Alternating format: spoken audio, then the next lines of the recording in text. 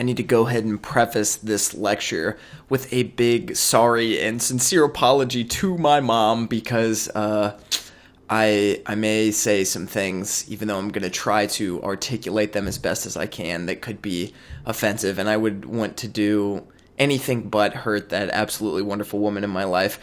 And in this lecture, we're talking about how to make 5-star quality tasting meals with absolutely no cooking experience. And this is something that I did not realize as a kid, and something I didn't realize until I started cooking. I thought food just kind of tasted this way.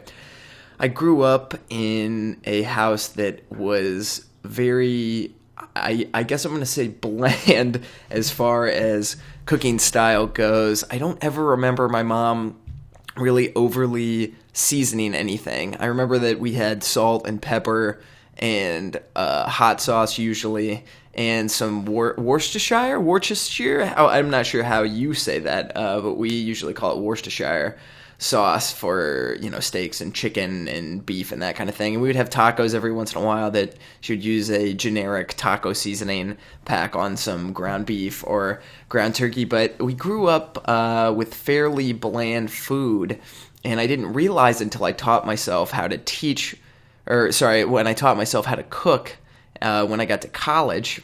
And it kind of opened this whole new world of, holy cow, eating doesn't have to be this really bland means of survival kind of experience. You could make it taste wonderful. And I had always wondered, how foods in restaurants got their foods to just pop and taste amazing. It was almost like eating in high definition versus what I was getting at home. And I was thinking, wow, how can I make food taste like this? And the simple answer was taking a visit to the seasonings aisle in my restaurant. And if you could see my cabinet of seasonings now, I probably have 30 to 40 different plastic and glass small bottles for seasonings. I mean, paprika, garlic powder, garlic salt, onion salt, shredded onion, oregano. I have some poultry seasonings that taste fantastic. I'm just stocked with flavor boosters that are going to take my food to the next level. And I have not eaten a bland meal since, thankfully. And so even funnier, the story comes full circle. So I would come home from college, or I would come home for the holidays and visit when I was working and living in California, and I'd be like, "Hey, Mom and Dad, why don't I cook us dinner tonight, or why don't I cook us breakfast this morning?" I'd whip it up and I'd put them on plates and I'd put them in front of them, and they would eat it and they'd be like, "Holy cow, this tastes amazing! What are you doing to this food? Like, this tastes great!"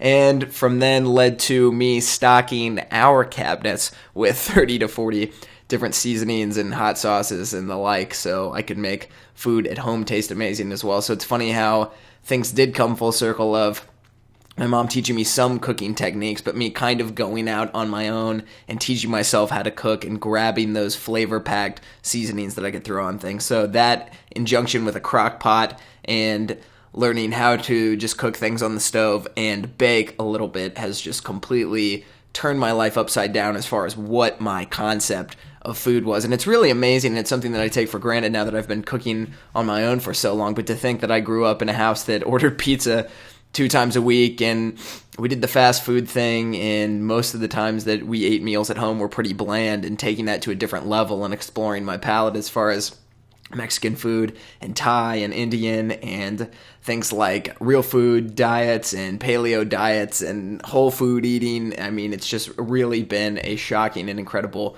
world to open my palate to. So go to the grocery store. You don't even need that much money. I would say take $30 to $40, which is about the cost of my average trip to the grocery store anyways, and stock up on some seasonings that sound good to you. Always make sure to read the label. Make sure there aren't any weird or fishy ingredients in there. And I don't mean fishy in the sense of fish. I mean fishy in the sense of, the monosodium glutamates and all those things that you really don't want to be ingesting into your body. Anyways, take a look at that seasonings aisle, and I've left a list of some of my favorites that would be a great base layer to stock with below. Enjoy.